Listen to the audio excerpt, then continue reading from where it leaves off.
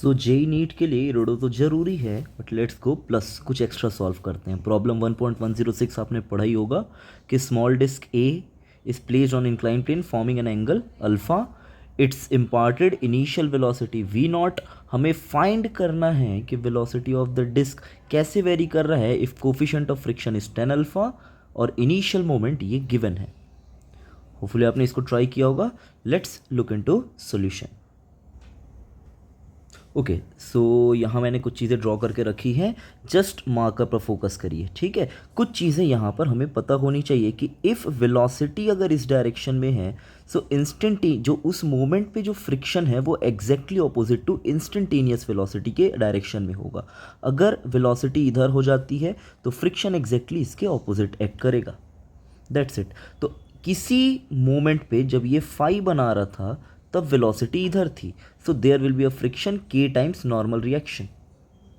अब अगर हम इस प्लेन पर देखें तो आप ध्यान से देखिए, प्लेन के अलोंग ये लगेगा mg, सॉरी mg ये, और अलोंग द प्लेन mg का sine component, perpendicular to it it's a cos component. Hopefully ये वाला चीज़ क्लियर है हमें।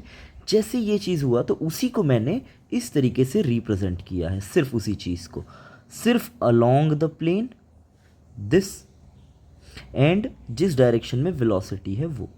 तो फ्रिक्शन की मैक्सिमम वैल्यू है के एम जी कॉस अल्फा, के की वैल्यू गिवन है sine alpha by cos alpha, so F की वैल्यू भी इस पर्टिकुलर सवाल के लिए एम जी साइन अल्फा के इक्वल हो गई। फाइन। सो अगर मैं एक्स डायरेक्शन में सॉल्व करूं, मुझे सवाल में इसको एक्स बोला गया है, तो एक्स में इधर लग रहा होगा क्या चीज़, आपका एम जी का साइन अल्फा, और उसे अपोज कर रहा होगा फ्रिक्शन का cos alpha divided by mass, that is the acceleration in x direction. So after solving I'll get ax as g sin alpha 1 minus cos phi. Fine. Then अब अगर मैं same diagram but इस बार मैं solve करूँ किस में, tangential direction में, सो tangential direction में इधर आएगा कौन, एम जी साइन अल्फा का cos component cos phi minus frictional force divided by mass, and that's how get I tangential acceleration. So यहाँ पर g sine alpha 1 minus cos phi, here g sine alpha 1 minus cos phi but with a negative sign. So from these two equation I can write dt is equal to minus ax. So fine, जैसे ही हम यहाँ पर limit put करते हैं, when x velocity was 0, मुझे कैसे पता x velocity 0, because इस प्लेन के लिए मुझे बताया गया था, अगर आपको याद है तो, initial velocity is perpendicular to this, and फिर फाइनल वेलोसिटी धीरे से यहाँ पर कुछ vx हो जाती है। Hopefully that was clear.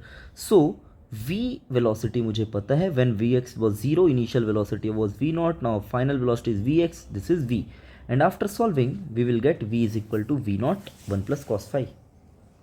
Hopefully आपको ये मज़ा आया। बट अब let's go plus, let's solve the S problem, that is the concept enhancing problem. मुझे बस ये बताइए, in previous problem what would be terminal velocity of the block. Let's tell what is the terminal velocity. Terminal velocity होती है जब किसी body पर net force 0 होता है, तो वो जिस कांस्टेंट वेलोसिटी से मूव करता है, that constant velocity will be called as terminal velocity. Try करिए, that's a new thing. And now सीधा सा चीज़ है कि एक समय के बाद, यहाँ से गिरने के बाद, जब उसका नीचे वाला फोर्स को बैलेंस कौन करेगा, फ्रिक्शन। ऐसा कब होगा, जब हमारा फाई क्या हो जाए 0, सो कॉस फाई क्या हो जाएगा 1, so v is equal to v0 1 plus cos phi, and then v becomes v0 by 2. So here terminal velocity vt is equal to f mg sin theta, नीचे भी mg sin theta, and net force becomes 0. So आपका block continue v0 by 2 velocity से move करते रहेगा।